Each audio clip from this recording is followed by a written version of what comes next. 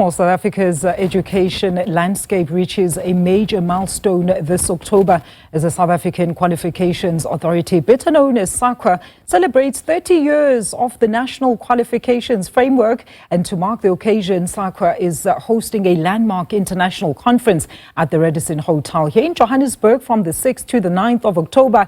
And the event aims to reflect on 3 decades of progress in education and skills recognition. We're also looking ahead to a future shaped by innovation, inclusivity, as well as global collaboration. And for more on this, let's now welcome the Chief Operating Officer of the South African Qualifications Authority, Dr. Makhapha Makhafola. Doctor, it's a pleasure having you with us on SA Today. Firstly, congratulations on this milestone. So take us very briefly on your 30-year journey. What are you mostly proud of as an entity?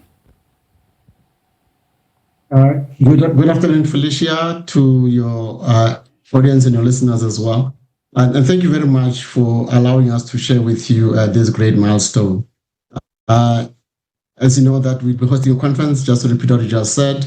And one of the biggest things that we are proud about because of our systems, in terms of South African education systems, issues around access, that promotes mobility, quality and recognition of learners, both locally and internationally. And we are proud as well because now we have what we call integrated education system. As you know, that pre-1994, we had a fragmented education system. So the South African Qualifications Authority, the SAQA Act, was the first act of education and training that was approved by Parliament in 1995. And it opens the way for other acts of education and training. And for that, we are very grateful that what we have currently is a very integrated system. And this conference will be celebrating the gains while positioning the entity as an entity that, thrives on innovation, inclusivity, and global relevance. Mm-hmm.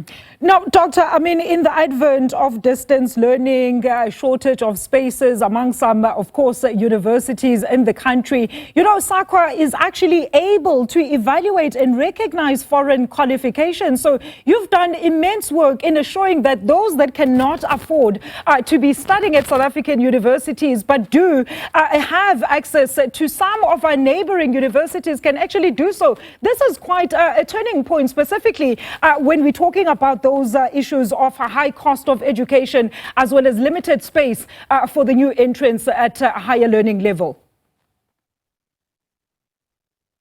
You're quite correct as well. When you talk about mobility, it's both for the students coming into the country and those leaving the country to go and study abroad, because our system is so watertight, it allows that kind of mobility. When I mentioned the issue of access, we're referring to people can enter various levels of education, including higher education, not only through your normal senior certificate. We have recognition of prior learning. If people have been working for quite some time, those mechanisms can be used for them to access. And not only the issues around flexible pathways, people can move from the TVET space into higher education or vice versa through some of the policies that were implemented under the SAQA Act. Maybe just to name a few, Doctor, what are some of the institutions that you do actually recognize within the SADC region? So what we have within SADC, we have SADC Qualification Framework, where we work together with our counterparts in the space of qualifications framework. And what we do what we call comparable studies, where we can be able to evaluate a qualification coming, let's say, for an example, coming from Eswatini, somebody wants to move into South Africa, can be able to equate that this particular qualification. Let me use an example, a normal BA degree, which is at NQF level 7. So if somebody studied in Eswatini wants to move to study an honors into South Africa, we were able to evaluate and equate that qualification.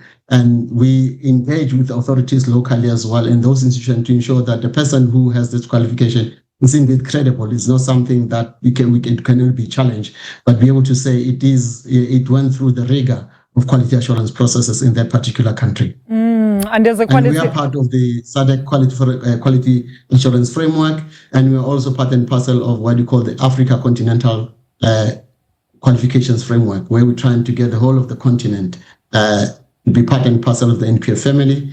And as we are saying, for the next 5 years, one of our strategic direction as SAQA, we says Africa first. We're trying to get the continent be aligned within qualification framework alignment. Absolutely, Doctor. I was just saying, as a quality assurer in the field of education, I mean, we've recently seen quite a few scandals relating to falsified or fraudulent qualifications, obviously speaking to some internal rogue elements at some level, during at institutional level. But as the country deals also with allegations of corruption, how are you managing to remain untainted and as a reliable authority in this specific discipline?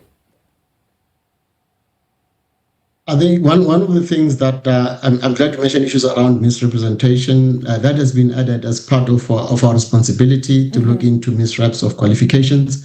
That is why that when people want to come to work in South Africa or come and study in South Africa, they have to come through our system, which is a very rigorous process where we have to quality assure to ensure that whatever qualification that they have is very authentic.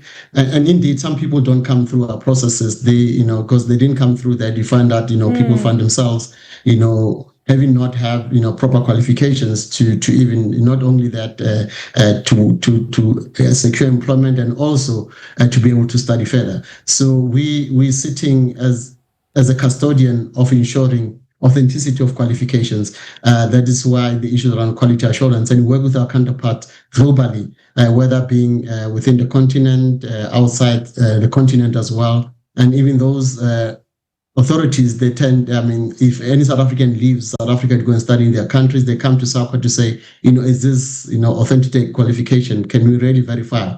And we do that on their behalf. So for us, it's what we live for every day of our lives, to ensure that our education system, is in good hands. And you have to have people that you can trust, you can be able to, to really lead this process. And not only that, we belong to global conventions, the Addis conventions, where we sit and discuss as authorities to ensure that we try to deal with the cracks.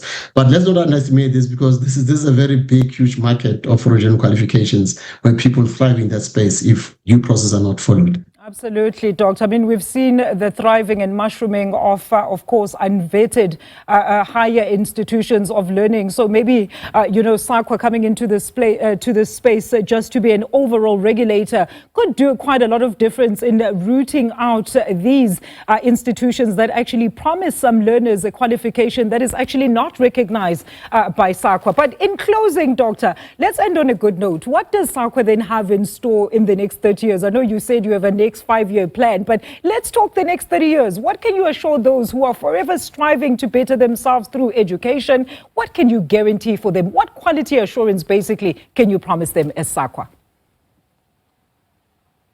In terms of looking at the future, it's issues around transformation of recognition of diverse learning pathways. As you know, that when you talk about recognition, our focus is more on those who have been to the schooling system. And recognition at large tend to be opening up where people come with various backgrounds. So as you know, that we're in a space of lifelong learning. Not everybody else should be in a formal education for them to be able to be recognized. So one of the things that we'll be looking at as part of the future is around open recognition and how to ensure that people who go through that that is safeguarded as well. One thing that we cannot ignore, Felicia, is issues around the use of AI. And it's something that we are really working around the clock to ensure that, the safety and the responsibility of using AI so that you can be able to safeguard, the products which is, qualifications and achievements that we are trying to safeguard as well. So we really look into that. And one of the things that we're talking about as well is I'm trying to say, going through education system can take you, a very long time for you to get out. By the time you come out of the system, we'll find that things have changed. Yes. So with this rapid change of the working place, we're looking at micro-credentials as a way of, finding recognition for people who do anything from, short learning programs to be able to focus on skills program to ensure that they don't have to. Sometimes you need to do some sort of a skills training for you to be able to get into a workspace. Absolutely. So we are currently looking into issues of micro-credentials as a recognition and the open recognition as well. And we are busy with our automation project that we are automating our system so that when people come to verify qualification, it doesn't take them longer than we are doing currently, but the speed of response become very quick because this can really hinder somebody obtaining a job or getting a scholarship. Absolutely. And we are currently designing a roadmap that secure relevance and impact of the NQF for another 30 years. And that's why, as I mentioned, that we are working with our continental counterpart along this to ensure that the continent really can compete with the best in the world. All right, Doctor, great news indeed. Best of luck for the next 30 years. Thank you so much for joining us this afternoon. That is Dr. Makhapha Makhafola, the SAQA COO, as of course we reflect on their 30-year milestone.